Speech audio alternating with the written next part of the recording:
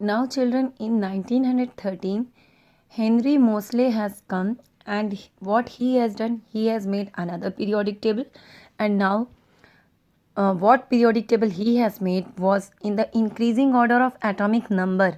ध्यान दीजिएगा बच्चों, अभी तक जितनों ने भी पीरियोडिक टेबल बनाया उन्होंने क्या किया था, increasing order of atomic mass किया था। हेनरी मोस्ले ने क्या किया था, increasing order of atomic number किया था। उन्होंने एटॉमिक नंबर के बेसिस पे हमारा पीरियोडिक टेबल बनाया था। इनके हिसाब से क्या था, किसी भी एलिमेंट की जो प्रॉपर्टी है वो पीरियोडिक फंक्शन है किस चीज़ का, एटॉमिक नंबर का। एटॉमिक नंबर का पीरियोडिक फंक्शन था। और ऐसे में किसी भी एलिमेंट्स की जो प्रॉपर्टीज़ है वो हम बहुत आसानी से बता सकते थे, क्योंकि अब एटॉमिक नंबर के बेसिस पे हो गया था।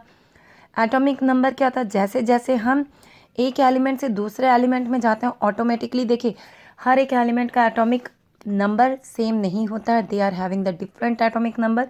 तो इन्होंने एटॉमिक नंबर के बेसिस पे रखा था। एटॉमिक नंबर किस चीज़ का होता है, number of protons in the nucleus of an atom. क्या होता है, किसी भी न्यूक्लियस में जो नंबर ऑफ प्रोटॉन्स होते हैं वही होता है हमारा एटॉमिक नंबर। तो उसी के बेसिस पे इन्होंने बनाया था हमारा periodic table. You can see this page. अब इसके बाद क्या था, उन्होंने कैसे कैसे एलिमेंट्स को प्लेस किया था। उन्होंने क्या किया था, जो भी एलिमेंट्स किसी भी ऐसे, उन्होंने अब क्या किया था, सबसे पहले 18 वर्टिकल कॉलम्स बनाए थे। कॉलम्स को हम हमेशा ग्रुप कहते हैं बच्चों, ठीक है। ये जो आप देख रहे हो, अगर मैं इसको ऐसे करूं तो ये जो आपके कॉलम्स हैं स्टैंडिंग वर्टिकल, इनको ग्रुप्स कहते हैं। और जो ये आपके ऐसे हॉरिजॉन्टल होते हैं, दे आर कॉल्ड रोज। और रोज को हम क्या कहते थे, पीरियड्स कहते थे, ठीक है। अब उन्होंने क्या किया कि सबसे पहले क्या किया था, एलिमेंट्स को उनके एटॉमिक नंबर के बेसिस पे रख दिया था, ठीक है। अब हमको ये तो पता ही है क्या होता है, जैसे जैसे हम आगे बढ़ते जाते हैं तो हमारे नंबर ऑफ सेल्स भी बढ़ते चले जाते हैं। हम जैसे जैसे आगे जाते जाएंगे, क्योंकि एटॉमिक नंबर बढ़ता चला जाएगा आपके एलिमेंट्स का, तो हमारे नंबर ऑफ सेल्स जो आपने पढ़ा है लास्ट क्लास में, मीन्स आपके प्रीवियस क्लास में 9th क्लास में, एनर्जी लेवल्स KLMN सेल्स होते हैं, वो धीरे धीरे बढ़ते चले जाते हैं। तो ये हमारे लिए इजी हो गया था, ठीक है। इसके बाद क्या हुआ था, इन्होंने क्या किया था कि जो आपका जैसे जैसे एटॉमिक नंबर जो होता है, हम लेफ़्ट से राइट जाते हैं तो वो क्या होता है, इंक्रीज़ करता है। Atomic number increases by 1 unit on moving from left to right. Left to right जाने पर पीरियड्स पे, लेफ़्ट टू राइट हम कैसे जाएंगे बच्चों, ऐसे ही तो हम लेफ़्ट टू राइट जाएंगे तो क्या होता है, हमारा एटॉमिक नंबर बढ़ता है। और जो एलिमेंट्स डिफरेंट एलिमेंट्स होते हैं और जो सेम नंबर या सेम सेल्स को ऑक्यूपाई किए हैं किसी भी पीरियड्स में, उनको क्या कहते हैं, हम अलग से एक पीरियड असाइन कर देते हैं।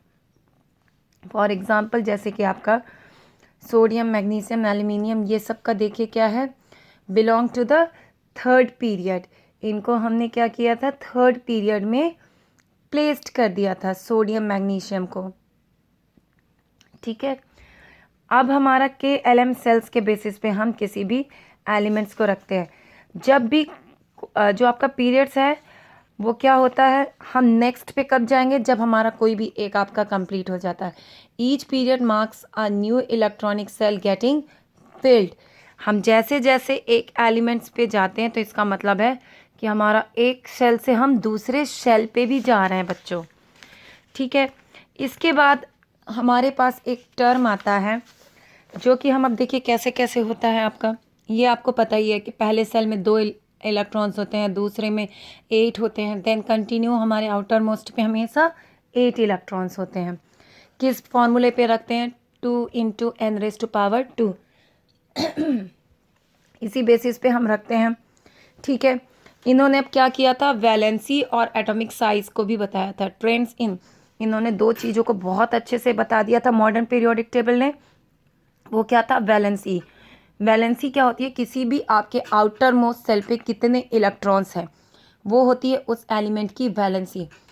तो हम इजीली बता सकते हैं एटॉमिक साइज से हमारा एटॉमिक नंबर के बेसिस पे हमने किया, तो हम इजीली बता सकते हैं कि किसी भी एलिमेंट का एटॉमिक नंबर ये है, तो हम इस फॉर्मूले के बेसिस पे कि उसके आउटर मोस्ट शेल पे कितने इलेक्ट्रॉन्स हैं और जितने इलेक्ट्रॉन्स आउटर मोस्ट शेल पे होंगे वो ही उसकी वैलेंसी होगी। एटॉमिक साइज क्या था बच्चों? एटॉमिक साइज क्या होता है? एटॉमिक साइज हम कहते हैं किसी भी एटम का रेडियस।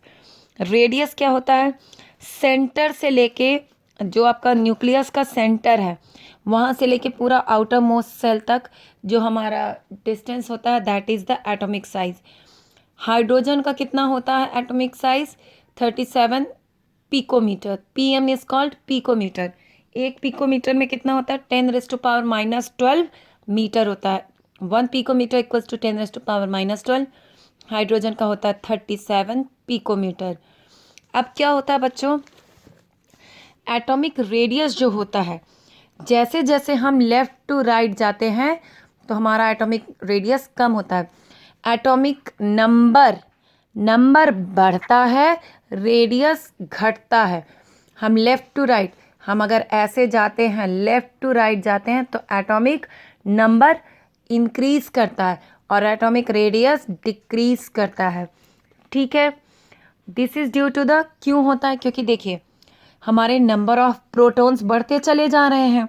जैसे जैसे हम लेफ्ट टू राइट जाएंगे तो हमारा नंबर ऑफ प्रोटॉन्स बढ़ता जाएगा, तो वो क्या होगा कि इलेक्ट्रॉन्स को अपनी तरफ खींचना शुरू कर देता है। ज़्यादा प्रोटॉन होंगे, इलेक्ट्रॉन निगेटिव चार्ज होता है, प्रोटॉन पॉजिटिव चार्ज होता है, तो वो इलेक्ट्रॉन को अपनी तरफ खींचना शुरू करेंगे। खींचेंगे तो क्या होगा? ऐसे में हमारा एटॉमिक रेडियस जो है वो कम होने लगता है, क्योंकि जैसे जैसे हम आगे जाते जाएंगे प्रोटॉन्स बढ़ता जाएगा, पॉजिटिव चार्ज बढ़ रहा है, तो वो खींचेगा तो हमारा एटॉमिक रेडियस कम हो जाता है।